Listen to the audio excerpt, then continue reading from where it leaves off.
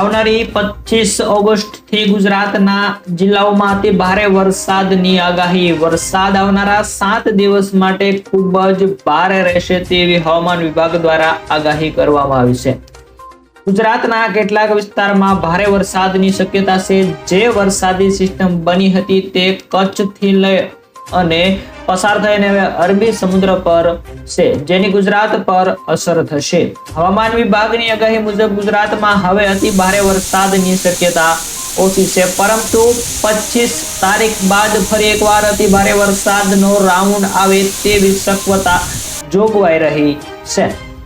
ઓગસ્ટના અંત સુધીમાં ગુજરાતની અંદર સારો વરસાદ વરસશે. ગુજરાતમાં હવે સૌરાષ્ટ્ર વિસ્તારમાં ગુજરાતનું પ્રમાણ ઘટતું જોવા મળે છે. જોકે હજુ પણ કેટલાક વિસ્તારોમાં ભારે વરસાદ વરસી શકે છે. કચ્છની વાત કરીએ તો કચ્છના પણ હળવાથી મધ્યમ વરસાદ વરસી શકે છે. આ ઉપરાંત ઉત્તર ગુજરાત, મધ્ય ગુજરાતમાં વરસાદનું જોર વધશે. 22 તારીખથી લઈ અને હવે ઉત્તર ગુજરાત, મધ્ય ગુજરાતમાં પણ વરસાદનું પ્રમાણ વધી શકે છે. ખાસ કરીને બનાસકાંઠા, પાટણ, સાબરકાંઠા, અરવલ્લી, મહીસાગર, ગાંધીનગર, મહેસાણામાં વધુ વરસાદનું અનુમાન છે. કચ્છમાં પણ હળવાથી મધ્યમ વરસાદ વરસી શકે છે. અમદાવાદમાં પણ મધ્યમ વરસાદનું અનુમાન લગાવવામાં આવ્યું છે. આ સિસ્ટમ અમરેલી, ભાવનગર, બોટાદ, ગીર સોમનાથ, દેવભૂમિ દ્વારકા, જામનગર, પોરબંદર, રાજકોટની અંદર થઈ અને હળવાથી મધ્યમ વરસાદની શક્યતા વ્યક્ત કરવામાં આવી છે. આ સિવાય ખેડા, આણંદ, વડોદરા, પંચમહાલ, દાહોદમાં પણ હળવાથી મધ્યમ પ્રકારનો વરસાદ જોવા મળશે. ખાસ કરીને વાત કરીએ તો કે સૌરાષ્ટ્રની અંદર દક્ષિણ ગુજરાત તથા સૌરાષ્ટ્રના ઘણા બધા જિલ્લાઓની અંદર સારો વરસાદ વરસી શકે છે. દાદરા નગર હવેલીની અંદર પણ વરસાદનું ઓરેન્જ એલર્ટ અપાયું છે. હવામાન વિભાગ મુજબ આજે દેવભૂમિ દ્વારકા જિલ્લાના વરસાદનું એલર્ટ જાહેર કરવામાં આવ્યું છે, જ્યારે 21 જિલ્લાઓમાં વરસાદનું યલો એલર્ટ જાહેર કરવામાં આવ્યું છે.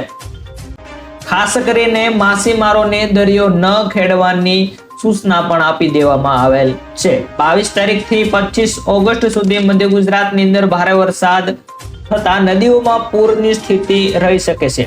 સાથે સાથે કહ્યું કે આ સમયે ભારે વરસાદ વરસી શકે છે. ગણેશ ચતુર્થીથી સમયે વરસાદ ઝાપટાથી લઈને ભારે વરસાદ રહી શકે છે.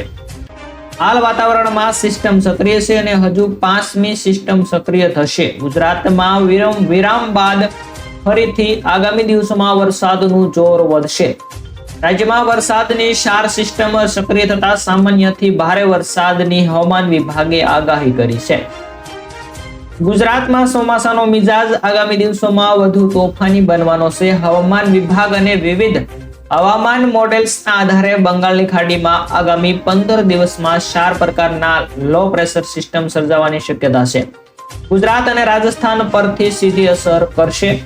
આ સિસ્ટમ ખાસ કરીને ખૂબ મજબૂત હશે, જે વેલ માર્ક લો પ્રેશરથી ડિપ્રેશન અથવા તો ડીપ ડિપ્રેશન કેટેગરી સુધી પહોંચી શકે છે. આની અસરથી ખાસ કરીને સૌરાષ્ટ્રના કાંઠા વિસ્તારોમાં આગામી 4 દિવસમાં અતિ ભારે વરસાદની આગાહી હવામાન વિભાગ દ્વારા વ્યક્ત કરવામાં આવી છે.